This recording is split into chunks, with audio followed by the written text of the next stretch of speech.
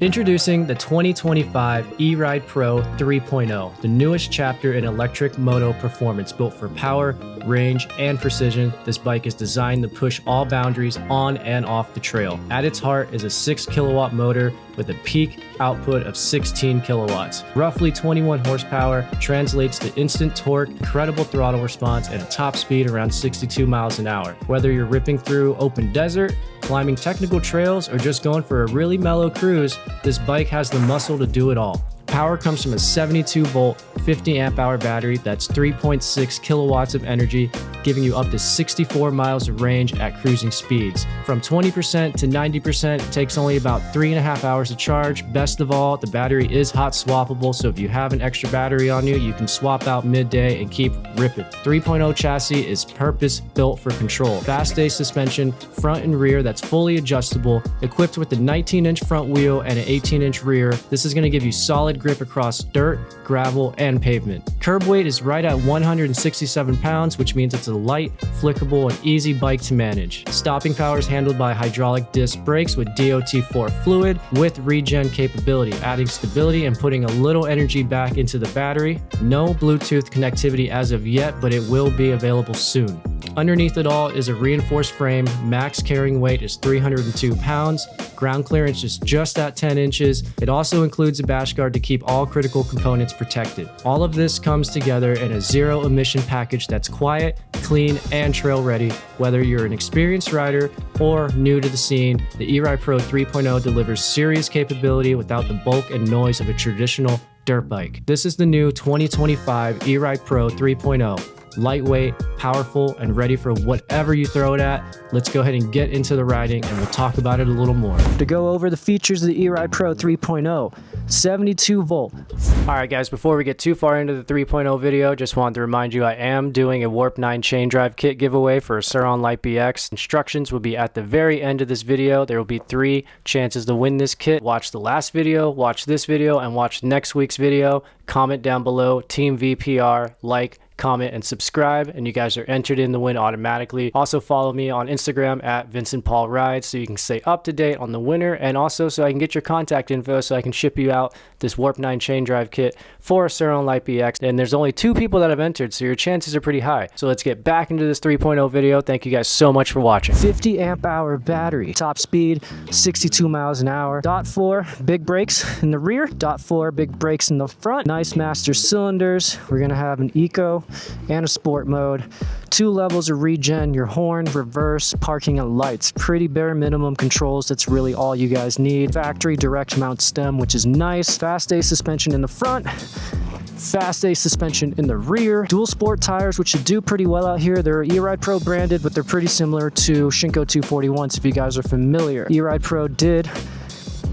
get some nice foot pegs this time around. 16 kilowatt peak. Go for a short cruise. See if I like it. See if this is something I would add. Weight is a big thing for me. I want my bike to be under 180 pounds is pretty much what I'm looking for. I'm a small frame guy, soaking wet 130. 5'9". That's where I sit, so I need something a little lighter for me. So hopefully this tickles my fancy. The biggest thing I noticed right away jumping on the Eride Pro 3.0 is how touchy the throttle is compared to Surron or Throne or any other bikes I've ridden. It's a really touchy throttle, so it can definitely get away from me pretty quick. So I'm gonna be taking it easy, being light on the throttle, and let's just enjoy some single track out here in Flagstaff, Arizona. Some boulders we're gonna have to avoid. So far, suspension's taking it pretty good.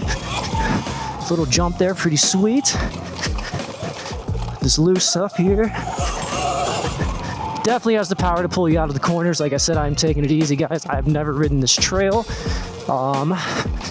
That's just a key tip for riding. You always want to look ahead, but with this stuff, I'm finding myself looking down a lot. Just, oh, yeah, this is gonna be gnarly. Inch on by here.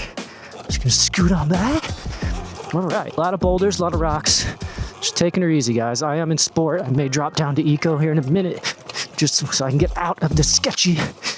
Oh my God. This might have been a bad trail to go down, guys, but oh well. Suspension is really soft and plush for me, which I like. It is light enough for me to throw around the bike, which is something I'm looking for. If I was on a heavier bike like an Altus, I would definitely struggle. Keep that in mind when you're shopping for your bike. look at your frame, look at what you can handle. And mainly, you don't want the fastest bike out, but you need to find something that fits you pretty well because you need to be able to enjoy it and use the power. Definitely tell this thing's got the ponies underneath it. All right, this is the single track I'm kind of looking for right here. Something I can cruise a little quicker through. Not a lot of rocks I kind of have to deal with. So far, I am really enjoying this. I wish I had a full moto seat, but it does fine to shift your weight forward, stick a leg out, take a corner. Using the brakes and regen a lot out here. Mainly to us. Oh my God. We're gonna go around. So see, with the dual sport tires, you could still get over some crazy stuff. Knobbies will probably do a little better. Like right there, I'm slipping, so you pretty much get some momentum, pop up over it. And this is the thing I'm talking about. If you get a light enough bike that you can handle it, and it's not gonna fall or feel like you're gonna drop it every time, that's gonna make your riding experience so much better. If I was on anything heavier like the Altus, I'd probably be struggling a little bit, but I am actually really enjoying this 3.0. The throttle is a bit touchy, but like I said, you'll adjust to it. Kind of taking it easy on these rocks. Yeah, it's just the right enough amount of weight that I can really throw it around if I need to. Especially on this surface that is essentially slipping everywhere because it's loose rock. Focus, focus, focus. Jump. Oh, good brakes, and regen. Let's not get lost though, guys. This is gonna be the main issue. Yeah, I'm liking it. Just like right there. Got away from me, but it's light enough that I can manhandle it back. And also, if this single track wasn't filled with all these rocks, it'd probably be a lot easier to flow and you wouldn't slip a lot, but these are the cards I'm dealt, so I'm handling it. See, I'm just dabbing off of rocks right there. The weight is definitely in my favor here. Yeah, I'm really liking it. It's actually pretty good. I really need to pay attention though, because I don't want to go too quick and run into something, because that would suck. Last time I came out the Flagstaff, I nosedived into a pine tree they cut down, and ejectocito caused off of that bike. I don't know if you guys picked up on that. When I hit that rock, the throttle was a little touchy to where like the little micro movement, not whiskied, but it definitely got away from me for a quick second. So kind of keep that in mind. The throttle tune on the Eride 3.0 is a little touchy. I thought the Surron was touchy, but this one is definitely touchy. I'm sure with knobbies, this would be probably a little better, like I mentioned, because you're not going to be slipping as much. But with dual sport, it's definitely doing the job. Dual sports are hooking up pretty well, I'm not gonna lie. It's just mainly anything that's loose, it's slipping off of it pretty good. So keep that in mind.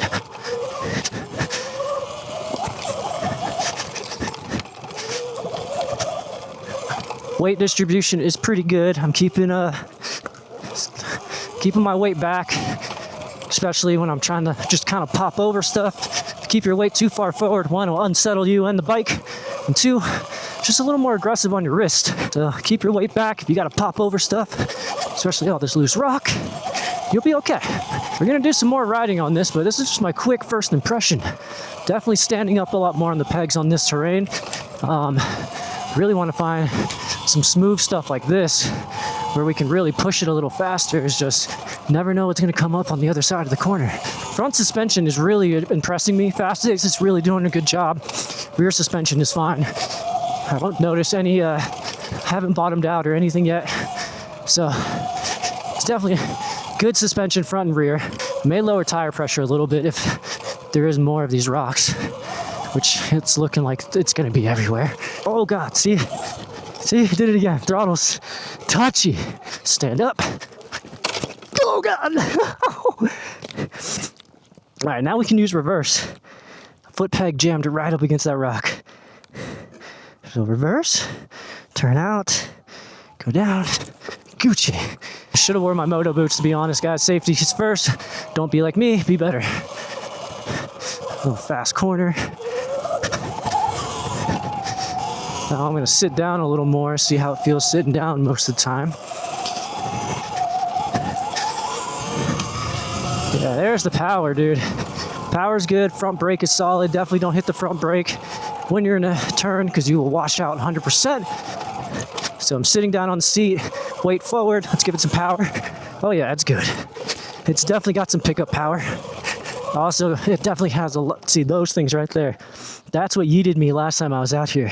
But I was on a Razor with the 12-inch wheel. This will probably pop right over. That little Razor, it stopped dead in its tracks. This is a workout, guys. It's mental and physical because I am constantly scanning my surroundings. I'm gonna take it easy on this one so don't get caught again. No problem. No problem. All right, guys, let's head back to base camp or talk about it a little bit more. Oh, no. There we go.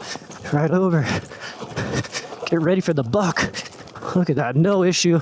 One slip with a dual sport tire. That's it. Ooh. Definitely be prepared to dab a lot if you're riding this type of terrain. And if you are riding this type of terrain, you probably have experience already. So all of this is just second nature. Let's give it some power. Oh man, that thing fucking gets up and goes. Yeah, this throttle is really touchy, guys. I can definitely see it being a little bit of an issue for me. Until they're able to adjust the throttle tune, I can definitely see that being something I would put on my list that would make me reconsider. But overall, the power and suspension is good. It's just that throttle tune's a little touchy, especially for this type of terrain. Let's go over a couple of the features. Key points of this bad boy. So right off the rip, 72 volt, 50 amp hour on these. Gonna be looking at about 30 to 60 miles of range on these, just really depending on how aggressive you are. Weight on the 3.0 is 167. Oh, that's mud, that's mud, that's mud. Let's avoid that. Oh no, got soaked on that one. You'll be running a jack shaft that's running a belt as your primary and your secondary chain drive. The 3.0 as of now does not have an app currently available, so you're kind of stuck with the factory configurations. If you're wanting something with more power and also the freedom to tune it, you might want to take a look at the SR. Running a 1918 wheel set, 3.0 factory tires are going to be more of a dual sport tire. Does perfectly fine out here, but you will probably struggle once you get into really loose stuff or mud. Tires can be upgraded at any point on the 1918 wheel sets to whatever type of tire you want to run. Dual sport is doing pretty good right now. I personally like running a dual sport tire just because I vary what I ride all the time.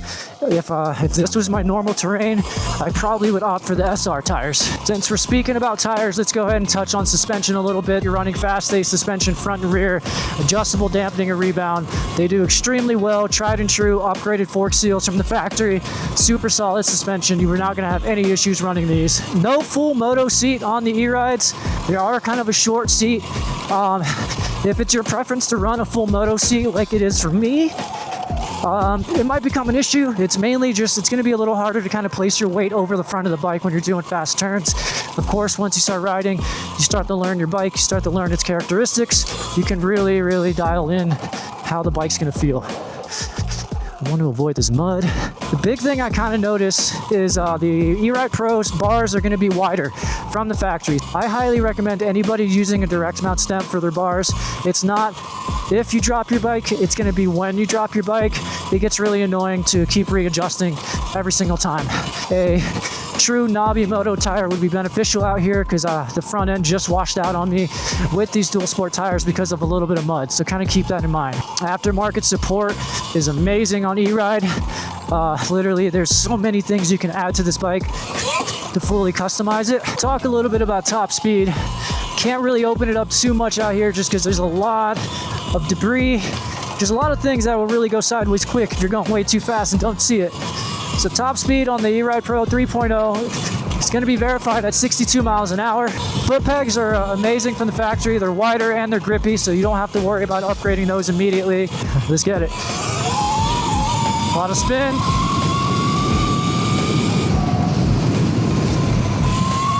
About 62. 3.0 and the SRs are going to both have heavy-duty moto brakes, front and rear. And the fast-A suspension is really soaking it up, which is making it really nice out here. Ride modes, it's only gonna have Eco and Sport. Oh God, I thought that was a snake. On stuff like this is where I really feel the benefit of this Eride 3.0. The weight, it just makes it really easy to flick around at 167 pounds, and the 16 kilowatt paired with that. It's just a really good combo. So you just really got to look at what type of riding you want to do. Oh God, if this is the type of riding that you do want to get into, You might want to look at the 3.0 for having a little bit of a lighter footprint, a little bit easier to manage, and 16 kilowatts out here on these trails is plenty of power. Now, if you do want to shred some moto tracks or have just the fastest bike out or have a lot of power on tap, you can tune down the SR to perform like this throttle tune to pretty much match this power output, but you will notice the 20 pounds of weight at that point. Not having the full moto size seat, I'm definitely feeling it on this trail. I would like to sit down more, anchored towards the front of the bike on around corners to kind of put more weight on the front tire, and that would allow me to kind of lay more power out of the corner. But not having that seat and having a battery lid there kind of makes it a little more tricky. You do adjust and you kind of figure out your way around it, but a full moto size seat to me is very confidence inspiring, so that is something I always kind of look for in these e-motos. The seat itself though is very comfortable. These brakes, they do perform well. They do stop you like they're supposed to, but there is a little more give to them, so that is one thing to kind of keep in mind. It does jump very nicely though. Oh God, trail riding, I would personally pick a lighter framed bike with the 16 kilowatts of power. If you wanted something a little more, if you wanted something a lot more powerful and you're a much bigger frame than I am, the SR would be a perfect choice for you. But for me, being more on the lighter frame, the 3.0 works perfectly fine for me. I do notice the throttle tune does mess with me on this 3.0. It is very touchy, very, very touchy. So that is one thing that I could see becoming an issue, especially when you're going over stuff like this, just because you're gonna have to really manipulate throttle a lot just so you don't launch into things. It's the biggest thing. Also, dual sport tires out here, they do well if there wasn't a bunch of debris, but there is. So I really hope you guys enjoyed this quick, comprehensive difference list between the two. And thanks for watching. Whew, scoop. That is going to conclude our Eride Pro 3.0 test ride. Between all of the specs that this bike's going to come with, the 16 kilowatts of power, 1918 equipped with dual sport tires, large foot pegs, DOT moto style front and rear brakes, a sport and an eco mode, 2 regen options. You're going to have your digital dash with the 72 volt 50 amp hour battery going to your primary belt drive, then going over to your 428 chain drive. It is a really good bike, really good value with the fast A suspension front and rear. It soaked up a lot of the bumps, a lot of the ruts, a lot of the stuff I did not see on the trail. Took it with no problem, got all the fatigue out of my wrist, off of my body, and took it onto the bike. So let's go ahead and get it back to the truck. Thank you guys so much for checking out this Eride 3.0 review. Definitely a lot of things I liked about the bike. The only thing that really stuck out to me personally was just the twitchy throttle. Other than that, it checked all the boxes. I have a few other bikes I'm going to be checking out before I make my final decision on what I'm going to be adding to my garage for my new daily e-moto. Subscribe to the channel for more e-moto content. Drop a like and drop a comment on what you guys thought of the Eride Pro 3.0. If you found any of this information helpful, definitely let me know. I'll be responding to as many comments as I can. Also, don't forget, I am doing a Warp 9 chain drive giveaway for a Surron LBX. It is for a Surron LBX, so if you don't have a Surron LBX, I'm not really sure what you're going to do with it. Maybe you have a buddy or something you can give it to. All you got to do to get entered into the giveaway is like this video, subscribe to the channel if you haven't, and comment down below Team VPR. I'll be responding to as many comments as I can. Let me know what you guys think of the 3.0. Does it live up to the hype? Does it check your boxes? Only time will tell for me. I got a couple other e-motos to try out before I make my decision. Some cool reviews coming up. Like, comment, subscribe, get entered into that giveaway. All of the info will be down in the description. Thank you guys so much for checking out this video. Let me know your thoughts below on the 3.0. And as always, ride safe.